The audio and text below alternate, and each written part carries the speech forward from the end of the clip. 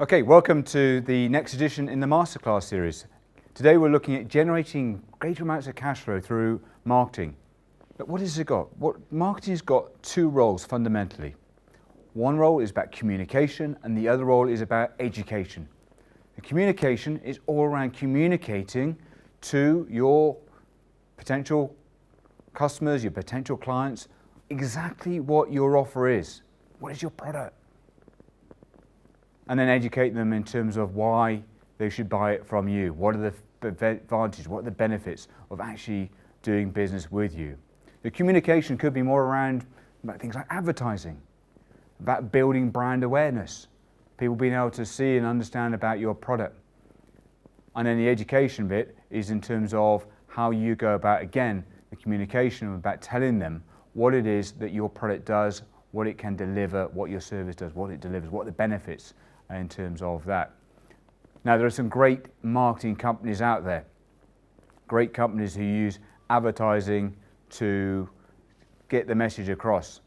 I worked for a brewing company for many years and we used advertising for the brands like Carling to make sure that we communicated about the brand so it was front of mind, we're building brand awareness.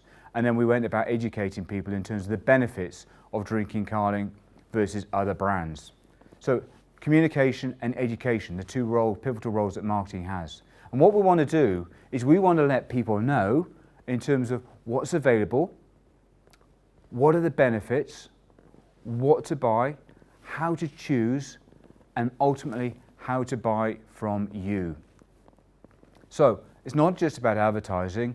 Marketing starts well before the very first purchase and continues well after the very last sale. The first impressions about your company are vital. The very first touches that they have about your brand, your proposition are so critical.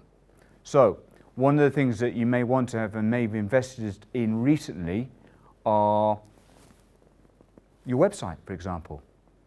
And the website that you have not only tells a bit about who you are, but also how professional you are in terms of as a company. So if your website's not up to scratch, if your website's not really bang on, then actually you are telling people that maybe your business is not a great business either. So just want to think about all the different elements of marketing, right from the way that you answer the phone, the way your website looks, the way your communication comes across, and the advertising that you have out in the market, right through to the interactions that people have with your team, through to the customer service and the level and the follow-up service that you offer as well. All of these things, all these touch points are part of what I would call marketing. It's not just about the big advert we talked about for Carling earlier on, it is all those different touch points that you have that are increasingly important, but communication and about educating the message about your company, about your products. FedEx is a company that in America really set about revolutionizing the way that parcels and letters went through to their end location. And they came through with a promise that any parcel that came to them one day would be delivered anywhere across America by 10 o'clock the next morning. That was their promise. But before they could market and communicate and educate people about that promise, they had to have a process in their business. Why? Because they had to make sure that all those parcels, all those envelopes, all those letters were in the key airports around America, ready to go and ready to be transported by 10 o'clock the previous evening. They need to have a process to make sure that all those parcels and letters were picked up from the offices around all the different buildings in America by such a time, 6 o'clock I think it was, to ensure that they got to the airports on time as well. They need to have a very slick process in place to ensure that they could make that promise, that guarantee that any parcel would be to its delivered point by 10 o'clock the next morning. So what is your promise? What is your promise that you have in terms of your business that's going to make you stand out? And what processes do you need to have to ensure that you've got consistency in those promises being met time and time again? See, Marketing is about making a promise and then developing a business process in order to deliver on that promise. Making a marketing promise and then developing business processes to deliver on that promise. And arguably, the harder it is for those of your competitors to replicate that, then the more value you can build into your business, the more value that you can build into your marketing. So in business, it's half and half.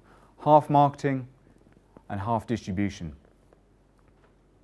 Making sure that you've got your products into the market, you've got creating demand for people to want to buy your product, and then having other areas, maybe it's promotions, maybe it's a price offer, maybe it's in terms of the way that you're positioned on the shelf that's going to have your products flying off the shelves or products flying off if you've got a service, people wanting to come buy that product more and more from you. So in business, half distribution and half marketing. What are you doing to make sure that you've got the right product, the right message to get it into stores, get it into distribution, and then what are you doing in order to get your products flying off the shelves, getting great messages going out to your clients and to your customers. What would you look like if you had an unlimited marketing budget? Just want to teach you a lesson here with regard to acquisition cost and lifetime value. You see, when you really start to understand how much it costs to acquire every single customer of yours, then you can start testing and measuring what you have to do in order to become even more focused on driving that cost down. In the previous masterclass we ran, we talked an awful lot about the ladder of loyalty, how we got from someone becoming a suspect, a prospect, a customer, right up through becoming an advocate and a raving fan. When you first start out, advertising costs quite a lot of money. Certainly if you have to advertise on TV or local radio, but over time, if you really understand your numbers and you test and measure this, then you can start bringing your acquisition cost down if you've got better ways of getting more leads coming through. But fundamentally, what I want you to do is to start thinking about, as an exercise, how much at the moment does it cost you to acquire every new client? And then you see, if you then understand how much you have in terms of each of your customers, each of your clients, how much they're worth to you in terms of lifetime, then you can then understand how much marketing money you've got to put across to go about acquiring them. So let's say, for example, we go about running a marketing campaign. We've got a marketing campaign, we're putting an advert into the paper, and it costs us £1,000.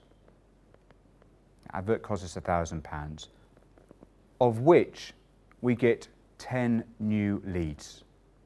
10 new leads, okay? And we follow those leads up, and ultimately we have 5 new customers come from that. Advertising campaign of £1,000, those 5 new customers means that each lead or each new customer cost us £200. Okay, £200 is costing us 5 new customers from our advertising campaign of £1,000, £200 each. But if we understand then that with each of those new customers, that across the lifetime, and let's say they're going to give us business of £2,000 on average each, then by understanding that point, then we'd be mad not to make that investment in terms of the advertising and the acquisition costs, because the lifetime value of each of those new customers is way in excess, if it's £2,000, of that £200 it costs to acquire them. It's quite a big principle I wanted to get across today, but if you then start to see marketing in terms of as an investment as opposed to a cost, which often many accountants do, then you have a totally different mindset. And the more you test and measure how much it costs you bring on a new client or a new customer versus the lifetime value, then the more appropriate advertising, the more appropriate marketing you can do to build up the lifetime value. So as an exercise, just think about the campaigns that you've run over recent months, over recent years, how much does it cost to acquire your new customers, and what do you do in order to create lifetime value? What tools do you currently use in order to track how much each of your customers is worth to you? And if you don't know that, then maybe it's a great time to connect up with a business advisor or a great coach to help you really get clarity on what you need to do.